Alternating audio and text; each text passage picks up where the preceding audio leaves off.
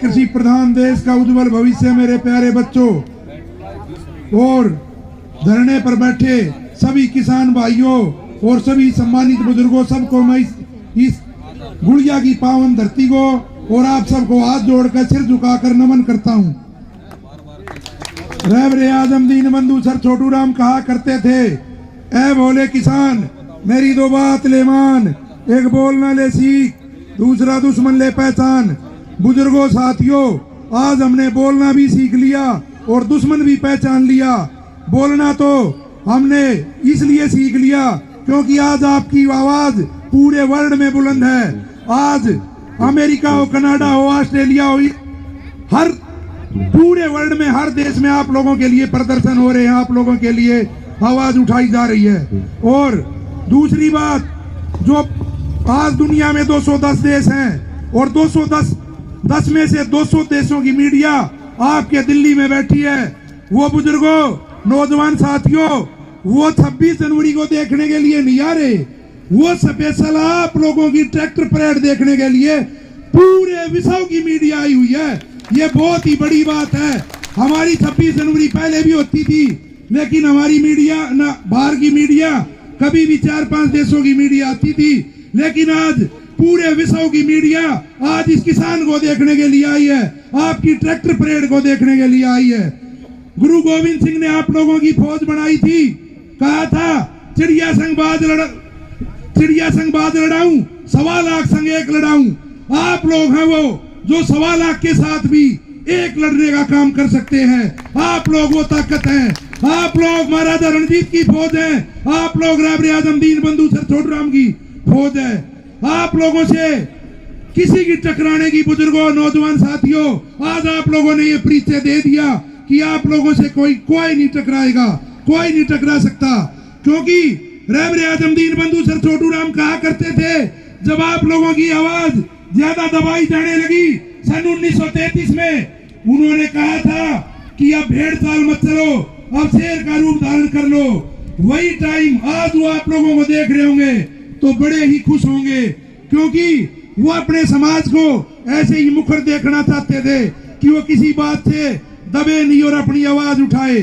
और उनका बड़ा ही सपना था, वो सभी बिरादरियों को, सभी धर्मों को इकट्ठा रखना चाहते थे। बात सन 1945 की, तब चौधरी साहब का स्वर्गवास हो गया, तो उस टाइम पे सर सिकंदर हयात खां बुजुर्गों, उन्होंने गद्दी पे बैठने से मना कर दिया था। पूरा अपना साझा पंजाब होता था। ये एक बहुत बड़ी बात है। देखो उनका कितना अच्छा जोड़ा था, अलग अलग धर्मों से थे।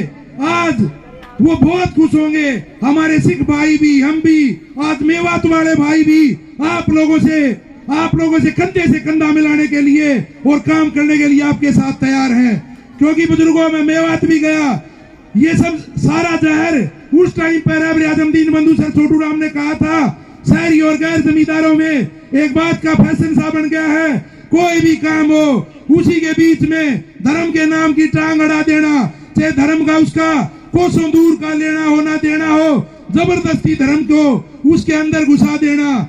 और हमारे भोले भाले भाइयों को, हमारे किसान भाइयों को, हमारे कमेरा भाइयों को, मजदूर भाइयों को जबरदस्ती धर्म के नाम की भांग पिलाकर हमारे को अलग अलग वर्गों में रखना चाहते थे।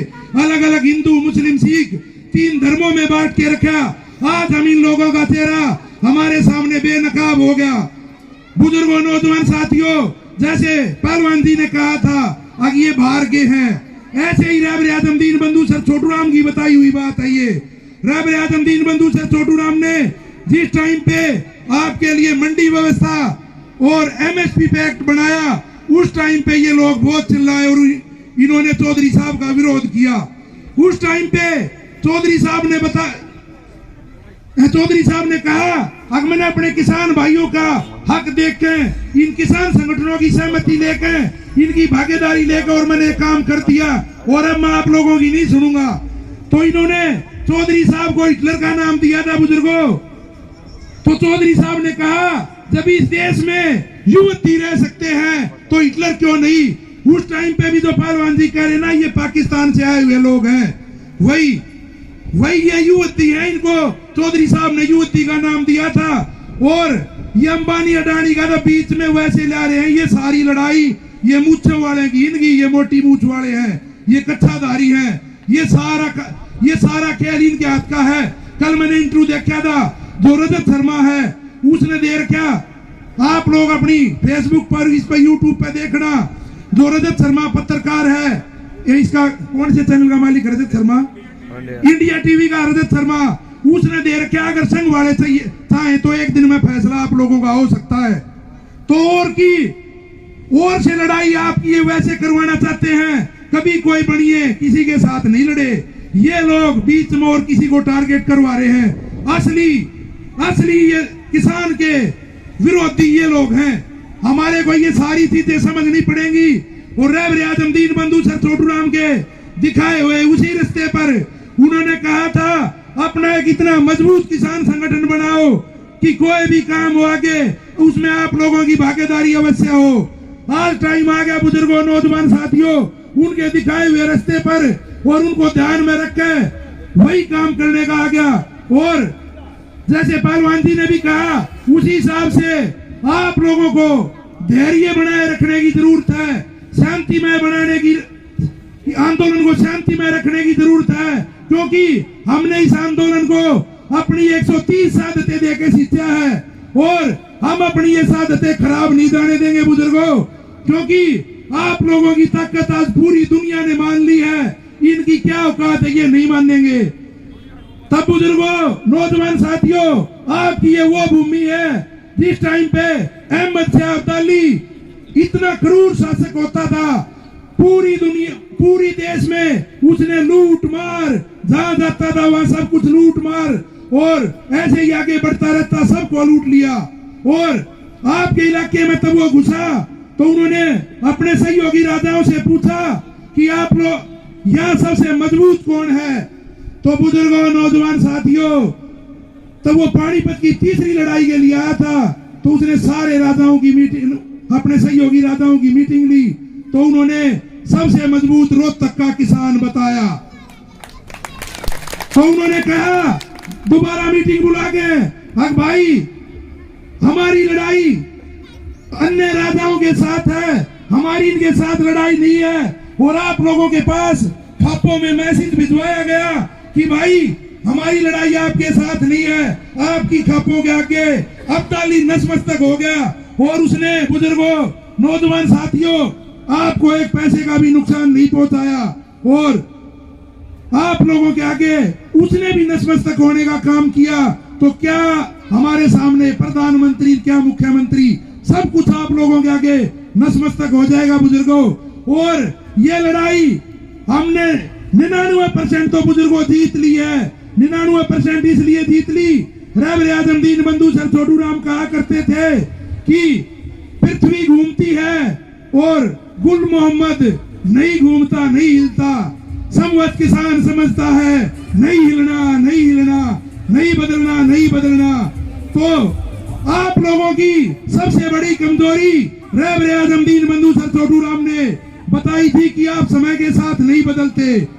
बुजुर्गों, नौजवान साथियों, आज चौधरी साहब देख रहे होंगे तो खुश होंगे, क्योंकि आप लोगों ने बदलना शुरू कर दिया।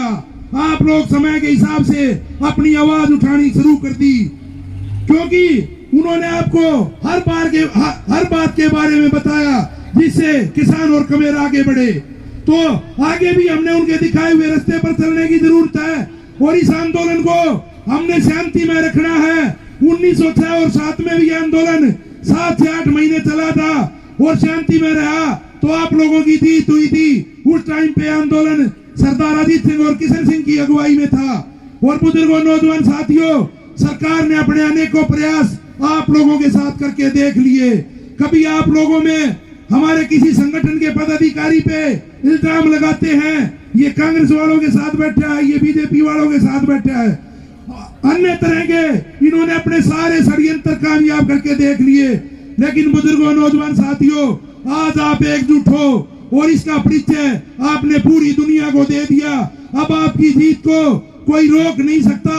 आपकी जीत तो हो चुकी है, लेकिन इस जीत को शांति में बनाए रखना है। अगर ये जीत हमने शांति में बनाए रख ली तो क्या एमएसपी और क्या 3 काले कानून और क्या स्वामीनाथन की रिपोर्ट। आप चाहोगे वो आदमी गद्दी पे बैठेगा, आप चाहोगे वो भाव होगा, आप चाहोगे वही काम होंगे, वही सड़कें बनेंगी, वही नहर खुदेंगी। आप इस आंदोलन को शांति में रख लेना। जो भी आगे गद्दी पे बैठेगा आपके पैर छू के बैठेगा इस किसान के कमेरे के, और आपका काम करने का काम करेगा, अन्यथा किसी की हिम्मत नहीं होगी। पूरी जिंदगी भर आपकी तरफ कोई आंख भी उठा के देखे, कोई भी काम होगा आपकी भागीदारी लेनी पड़ेगी, अन्यथा किसी की हिम्मत नहीं होगी। क्योंकि आप लोग इस देश का पेट भरने का भी काम करते हो और आपके बच्चे इस देश की सुरक्षा करने का काम करते हैं। और कौन सी सुरक्षा करते हैं आपके बच्चे? आपके बच्चों की जो फौज है वो पूरी दुनिया में सबसे ताकतवर फौज है। और आप लोगों ने मुझे सुना, आप लोगों का बहुत बहुत धन्यवाद। मैं अपनी वाणी को विराम देते हुए आप लोगों से नारे लगवाना चाहूंगा। नारों की आवाज इतनी तेज होनी चाहिए, ये दिल्ली में बैठी गूंगी बारी सरकार इसके कानों में जाए और इनका बिल्कुल कालजा निकल जाए। ये आवाज ढासा बॉर्डर से आई है। Sir Chhoturam, sir Chhoturam, sir Chhoturam, sir Chhoturam, sir Chhoturam, Chaudhary Charan Singh, Chaudhary Charan Singh, Chaudhary Charan Singh, Chaudhary Devilal, किसान एकता, किसान एकता, किसान एकता, किसान एकता, किसान एकता। भाइयों बुजुर्गों, एक और जरूरी सूचना थी जो रहेगी। हम आने वाली 16 फरवरी बसंत पंचमी चौधरी साहब का जन्मदिन एक इतना भव्य रूप देना चाहते हैं, त्योहार के रूप में मनाना चाहते हैं। और कहीं मेरे पत्रकार भाई सुन रहे हो वो भी नोट कर ले, हम इसको भी एक विश्व का विशालतम मेला मनाने जा रहे हैं। और सारी तैयारियां हमने बुजुर्गों आप सबके आशीर्वाद से कर ली है। और जहां भी आपकी जानकारी है, देश में विदेश में जहां भी हमारे भाई बैठे हैं, सबको मैसेज कर दो कि 16 तारीख की अपनी टिकटें करवा लो। एक इतना भव्य मेले के रूप में मनाने जा रहे हैं, त्योहार के रूप में मनाने जा रहे हैं। क्योंकि चौधरी साहब ने ये कहा था कि भाई मेरा जन्मदिन मनाओ तो बसंत पंचमी वाले दिन बनाना, क्योंकि वो पूरे के पूरे आप लोगों पे समर्पित थे। क्योंकि उस टाइम पे किसानों की फसलें हरी भरी और लहलाती हुई होती हैं, तो हम उन्हीं के बताए हुए उस रास्ते पे, क्योंकि चौधरी साहब का जन्म 24 नवंबर 1881 को हुआ था, लेकिन वो बोल के गए थे आप लोगों को कि मेरा जन्मदिन मनाना हो तो बसंत पंचमी वाले दिन मनाना। अब की बार मनाए भी गए और चौधरी साहब हमारे को देख रहे होंगे, उनकी आत्मा इतनी खुश हो जाएगी। बुजुर्गों, सभी को आना है और सभी को अपनी जहां भी कई जानकारियां सबको मैसेज दे दो कि एक विशाल त्योहार के रूप में आज के बाद हम उस स्थान का नाम रहबर आजम दीन बंधु छोटूराम धाम गड्डी श्यापला, आज के बाद आप लोग उसका नाम धाम के नाम से लोगे। आपके लिए वही मंदिर है, वही पूजेंगे और सभी भाइयों को वहां भी चलना है।